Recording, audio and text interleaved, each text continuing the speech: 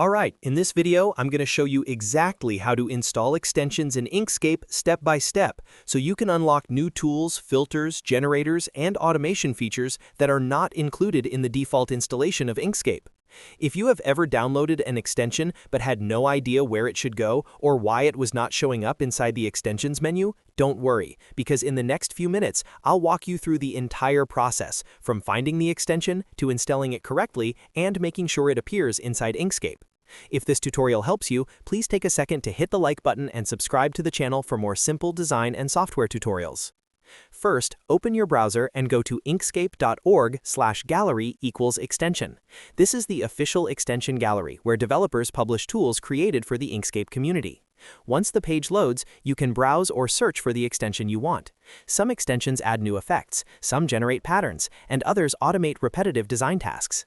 When you find the extension you want, click on its page to open the full description.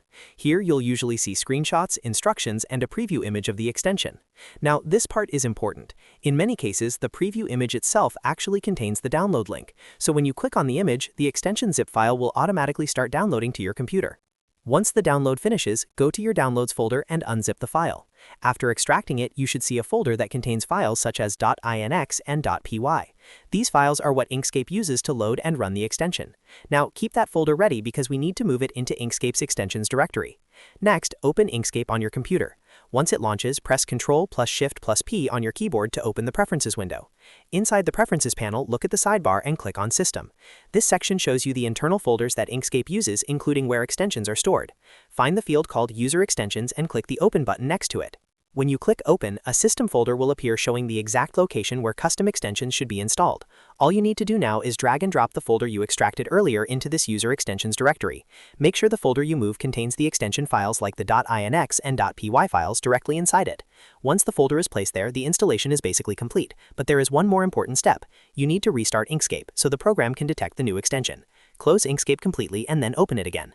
After restarting, go to the top menu, click Extensions, then navigate to Render, or the category where your extension is listed.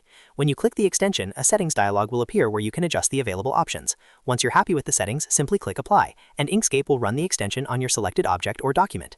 Extensions are one of the best ways to expand what Inkscape can do, and once you know where the extensions folder is, installing new tools only takes a few seconds. If this guide helped you learn how to install Inkscape extensions quickly, don't forget to hit the like button and subscribe for more Inkscape tutorials, tips, and design workflows that make your creative process faster and easier. Thanks for watching, and I'll see you in the next video.